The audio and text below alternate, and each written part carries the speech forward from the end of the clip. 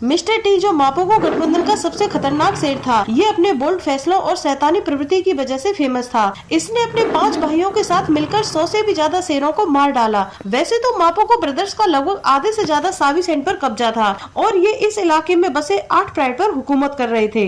इतना सब कुछ होने के बावजूद भी इस ग्रुप में एक ऐसा सदस्य था जो इतने में भी खुश नहीं था, और वो था मिस्टर टी। आमतौर पर देखा जाता है कि शेरों के किसी भी गठबंधन में कोई मतभेद नहीं होता, वे मिलजुल कर सही तालमेल के साथ काम करते हैं। हर गठबंधन में एक सबसे बड़ा और दमदार शेर ग्रुप का लीडर होता है और बाकी सभी उसकी सपेसालारी करते हैं। और इसी तरह मापोगो गठबंधन का नेता था मखुलू। बाकी सभी मापोगो ब्रदर्स मखुलू के नेतृत्व में ही काम करते थे, लेकिन मिस्टर टी वो तो किसी की हुकूमत मानने के लिए बना ही नहीं था। मिस्टर टी अपना राज चाहता था, वो भी अपने नियम और अपनी शर्तों पर, और इसी वजह से मापोगो गठबंधन में मतभेद शुरू होने लगा। जब भी मापोगो ब्रदर्स में झगड़ा होता तो किनकी टेल हमेशा मिस्टर टी की साइड लेता। किनकी टेल और मिस्टर टी दोनों ज्यादातर हमेशा साथ ही रहते। उन दोनों में एक अलग सी बॉन्डिंग थी। एक दिन मिस्टर टी और मखुलू का झगड़ा हो गया। हालांकि मिस्टर टी मखुलू से 1 साल छोटा था, मगर फिर भी वो पूरे जोश और ताकत से लड़ा। मखुलू ने मिस्टर टी के पैर पर काट लिया, जिससे मिस्टर टी को पीछे हटना पड़ा। लड़ाई शांत होने के बाद लग रहा था सब सामान्य हो जाएगा, क्योंकि मिस्टर टी तो अपने भाइयों से लड़ता ही रहता था। लेकिन इस बार की चोट मिस्टर टी के पैर से ज्यादा गहरी उसके दिल पर लगी थी, और इसी वजह से उसने अपने भाइयों के ग्रुप को छोड़ने का फैसला ले लिया। और इस फैसले में उसके साथ था किनकी टेल। मापोगो गठबंधन जो अपने आप में ताकत की मिसाल था, सन 2008 में 2 हिस्सों में टूट गया। मिस्टर टी और किनकी टेल इस समय 6 साल के थे। वो अपनी जवानी के चरम पर अपने चारों भाइयों मखुलू, प्रिटी बॉय, रास्टा और ड्रेड लुक्स को छोड़कर चले गए।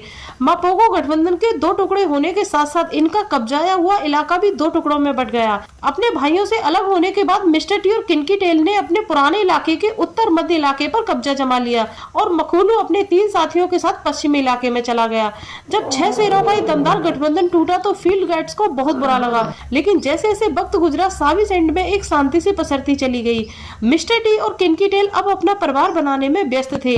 वहीं दूसरी तरफ मखुलू और उसके भाइयों के प्राइड में भी नन्हे नन्हे शावकों की किलकारियां गूंज रही थी। कभी जो एक गठबंधन हुआ करता था, अब वो 2 टोलियों में बटकर शांति से फल फूल रहा था। भले ही मिस्टर टी और किनकी टेल अपने भाइयों से अलग हो गए थे, लेकिन जाने अनजाने में वो अपने भाइयों की पूरी तरह से सुरक्षा कर रहे थे।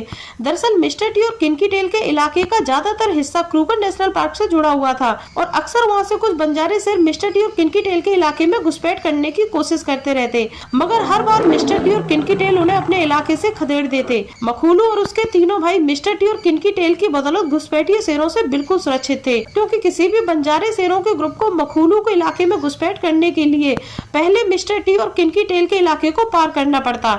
इसके बाद ही वो मखुलू के इलाके की सीमा में एंट्री कर पाते। लगभग 2 साल तक मिस्टर टी और किनकी टेल बाहरी घुसपैठियों को खदेड़ते रहे, और न सिर्फ अपने इलाके की बल्कि पश्चिम में रहने वाले अपने भाइयों के इलाके की भी सुरक्षा करते रहे। लेकिन समय हमेशा अनुकूल नहीं रहता। मिस्टर टी और किनकी टेल 1 या 2 शेरों का सामना तो बखूबी कर सकते थे, और अब तक वो कर भी रहे थे, लेकिन 5 शेरों का मुकाबला कोई आसान बात नहीं थी। मिस्टर टी और किनकी टेल इस बात से बिल्कुल बेखबर थे कि 5 शेरों का एक नया गठबंधन मजिंगलान धीरे धीरे दक्षिण की ओर बढ़ रहा है, और फिर सन 2010 में इन मजिंगलान शेरों ने सावी सेंड के उत्तर पूर्वी इलाके में घुसपैठ किया। इस समय अगर मापोगो ब्रदर्स एकजुट होते तो उन 5 मजिंगलान शेरों के लिए 6 मापोगो का सामना करना आसान नहीं होता। लेकिन मापोगो में फूट पड़ने के बाद अब पूर्वी सीमा की सुरक्षा की जिम्मेदारी सिर्फ मिस्टर टी और किनकी टेल की थी।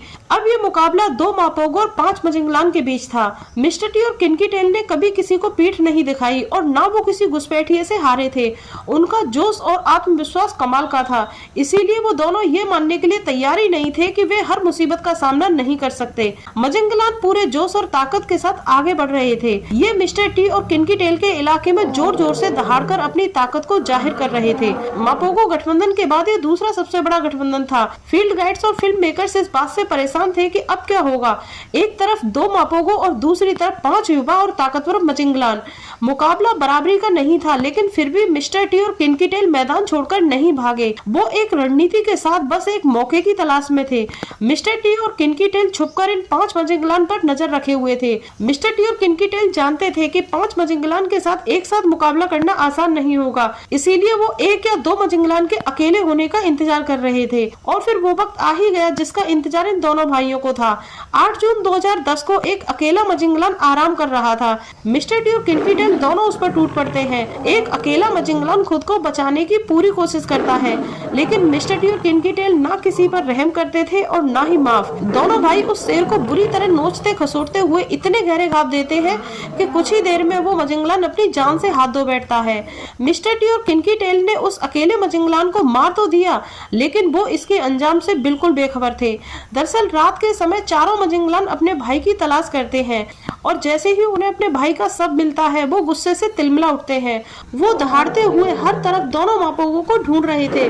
कुछ देर बाद रेंजर्स ने देखा कि 4 शेरों ने एक अकेले शेर को दबोच रखा है। जंगल दहाड़ों से कांप रहा था। वो चारों शेर बुरी तरह से उस अकेले शेर को नोच रहे थे। काफी देर तक तो रेंजर्स को समझ ही नहीं आया कि इन चारों शेरों ने किसको दबोच रखा है, लेकिन फिर पता चला कि वो चारों शेर मजिंगलान थे और उन्होंने किंकी टेल को दबोच रखा था। वो चारों बहुत बेरहमी से किंकी टेल को घाव पर घाव दे रहे थे। उनकी दहाड़ें इतनी डरावनी थी मानो उस रात जंगल में कयामत आ गई थी। किंकी टेल उन चारों से छूटने की पूरी कोशिश कर रहा था, लेकिन 4 शेरों से बचना नामुमकिन था। किंकी टेल दर्द से करहा रहा था।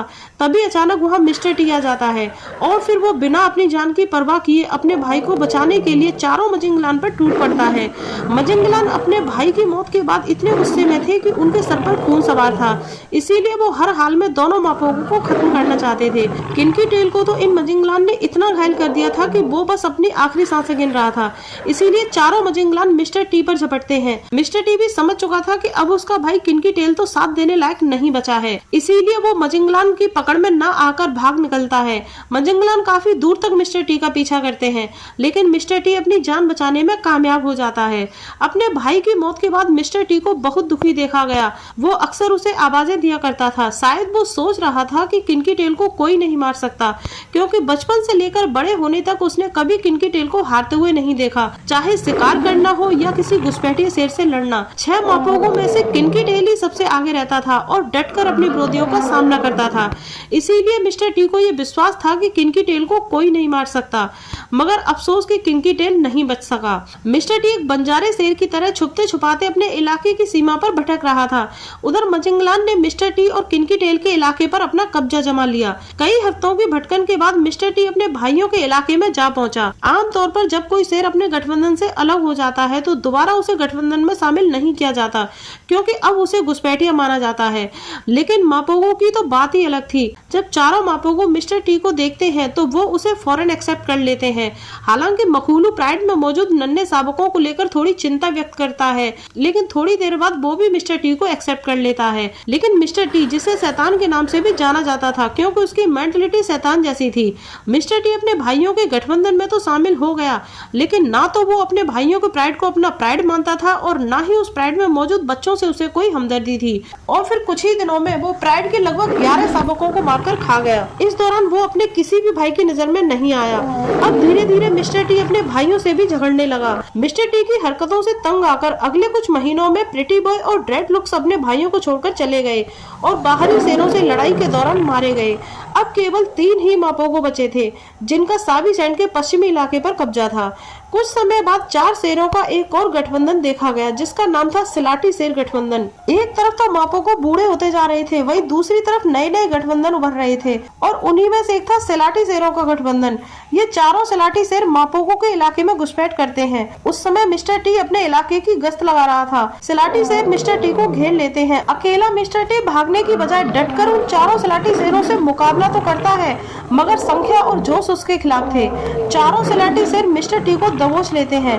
वो बुरी तरह उसे नोचते खसोटते हैं। मिस्टर टी दर्द से चिल्लाता है, मगर फिर भी वो पलटवार करने की कोशिश करता है।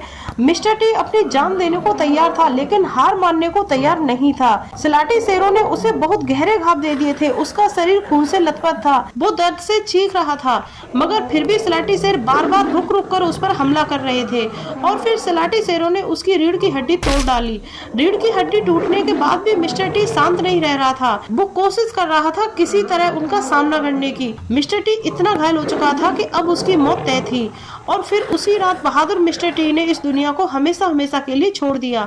मिस्टर टी सच में एक निडर शेर था। उसने कभी भी जल्दी हार नहीं मानी। वो अपनी जान की परवाह किए बिना हर मुसीबत से टकराने का हौसला रखता था और उसकी यही आदत उसे सबसे खास बनाती थी। उधर बचे हुए दो मापोगो मखुलू और राष्ट्रा सिलाटी शेरों के साथ बिना कोई मुकाबला किए अपनी सीमाएं छोड़ देते हैं और फिर कुछ इस तरह मापोगो के साम्राज्य का अंत हो जाता है।